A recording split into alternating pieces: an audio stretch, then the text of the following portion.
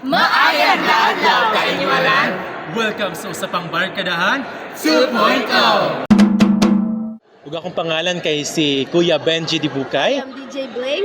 And karon atong paghisgutan ang magtungod sa family planning, no? And Yes. karon unsayang importansya sa tua isip mga kabatan-unan nga lumulupyo sa dakbayan sa Cagayan de Oro City. Karon atong pagasugdan sa pagpangutana kang Kuya Alex, no, kung pahitungod sa unsa ang importansya sa paghatag og impormasyon mahitungod sa family planning sa ato ang pamilya. Dapat gyud nga always nato i-mind nga unsa ang outcome, no, if ever nga dili ta mag family planning, no, unsay mga negative and positive outcomes, no. Kay when it comes man good to family planning, there's a lot of kanang perspective, daghan kayo siya og kanang result nga dapat nato siya kailangan natong hunaw-naon gid og ayo. For now, karon nga generation is kung dili ta ka mag family planning, so lisod kayo ato mga pamaliton, no. Maglisod ta og buhi sa atong mismo sa atong self, not because ay taas na kayo mga presyo sa mga pamaliton. So dapat gyud nga kanang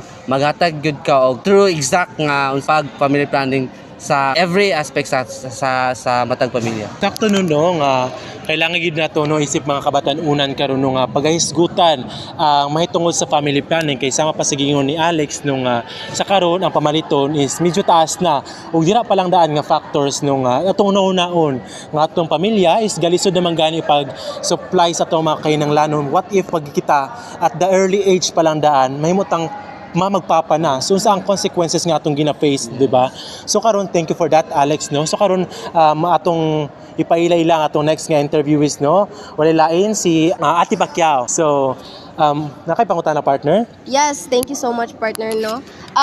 Ate Jenny, ang akong pangutana unsa ka importante sa imuha nga ang mga kabatan-unan karon nga ma-aware sa sakto nga pamaagi or sakto nga pag-implementar sa family planning. Unsay mo makasulti about ana? Sa akong perspectives, no, labaw na bud og magsulod ta sa usa ka relationship, like karon naman good, it's modern times already, so kanang we should be aware already how to use protective measures before man gani if mag-engage man gali mo into sexual na mga activities.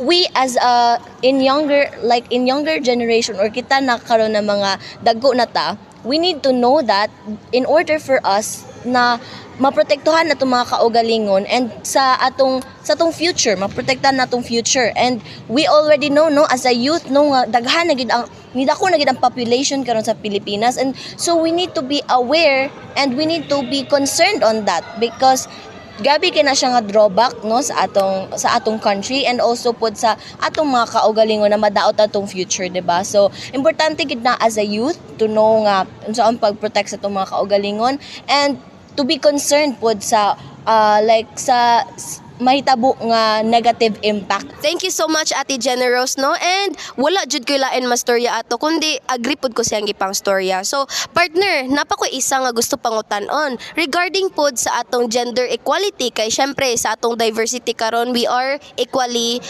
sa ato ang gender, no. So karon partner, gusto na ko madunggan sa isa ka lalaki or soon to be or di ba sa ilahang role as a lalaki to be a soon to be father, unsa kaya iyang perspective about being a lalaki or being a father pohon with his family, kung unsa ka importante ang family planning. Kay syempre we all know that family planning really starts at the very foundation of our households, which is the father itself. So partner, I would like to call Mr. Jason para sa iyahang gusto ato mastorya.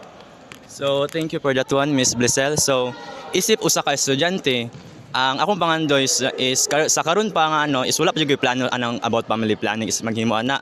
But concern lang ko sa mga uban estudyante kay ano pa lang sila high school pa lang sila is nana sila family planning and wala kabalo ilang mga parents ana and ilang magulang is dili aware bitaw mao nang malain jud ko ana isip usa ka estudyante. Sa ako man gyud is makauman kog eskwela, ayan ako makauna na ng family planning, magbuo ng mga mga sexual activities kay naka-strong foundation sa imong self, dili kay kanang nakadaan sa bata pa kana kay so syempre lisod gigay na siya imo idungan bitaw samot na financial problem pa kay kana, so lisod labi nga nakalisod para sa one. So ako gyud is kailangan numon kag eskwela na para nindot po gayon mong relationship sa imong kuan pohon, asawa pohon. Thank you so much, Sir Jason. No? So, mo to yung perspective na dapat as a lalaki, kung sa bata magdala sa atong kagalingon and para pohon in the near future kabalot ta mo barog sa ato ang pagkalalaki og makapag-provide sa atong pamilya.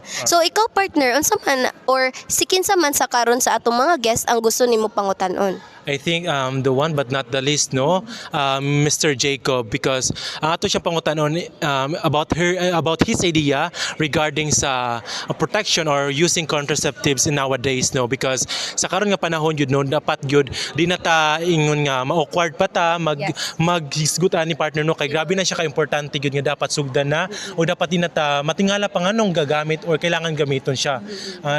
To all about the reason why sometimes kailangan nato gamiton ng word nga abstinence, no, so yun, so wala na tayo paligoy-ligoy pa ato nang atong ihatag ang panahon kang Mr. Jacob.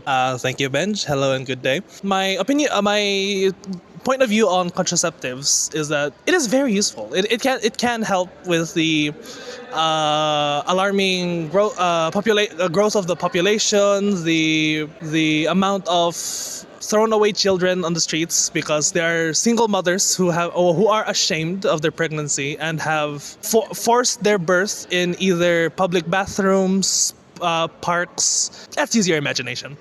So contraceptives or family is very vital in the use of family planning. For contraceptives can limit the amount of births or unwanted pregnancies that are happening in the world.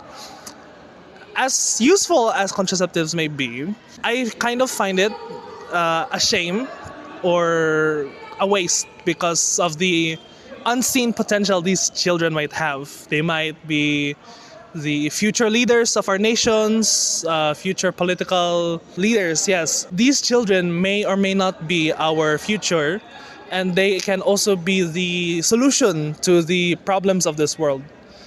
Or these children also have the latent and unforeseen talents that have been wasted due to the choices of their mothers or their parents. So yun, no, so to sum up or to give you a gist, no, what Mr. Polito want to share to us, no, is about unsa ka importante gyud ang contraceptives or being abstinence as of now, because there are a lot of factors that we need to consider before nga mo engage ta ni sa sayo pa lang kay daron partner, no, kay mismo ako gakahadlok na ko I cannot provide even myself, so how come nga maka-provide ko para sa uban. So karon, no, dapat yun natong una-una ng mga possible outcome deserta mo engage o pagbuhat og mga dili maayo sa karon kay unahon sa nato, no, pag secure ang atong self, ang atong family as well, no, nga kailangan nato silang matabangan. Yes, tama partner. Sa panahon karon ay no nga there's a lot of us nga wala pa lang gyud kay engage og family planning kay para silang anong magbuhat man ta nga di pa man ta magbinyo but not kay daghay mga unforeseen circumstances that may happen, no, nga unsang mahitabo. That's why kailangan karon panandaan sa iyo panandaan kabulo na ka unsa imong gusto, unsa imong kailangan buhaton para sa umaabot ready na ta, di ba? Makatabang na kasi mong kagalingon, makatabang para masulbad ang problema sa ato ang bansa. Am I right, partner? Yes, partner. With that being said, partner, knowledge is the most powerful weapon of a youth can have. I think we all know how important family planning is. It helps us to be in control of what might the future can hold and what might the future of our country will become. And especially for me as a student and as a youth, I'll help the economy by staying on track and plan my life ahead so I do not waste both my future and the economy's future and for our future. Because family planning is as significant as to helping our nation and as to making our country great. And hopefully, we'll send more OFW to be working, and it saves you so much money to both of you to invest.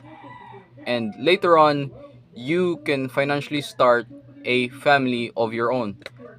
Financially secured, emotionally secured, and of course, mentally secured. And that is what I can conclude. So, yes, I think this is a wrap for us, partner. This is Usa pang barkadahan 2.0!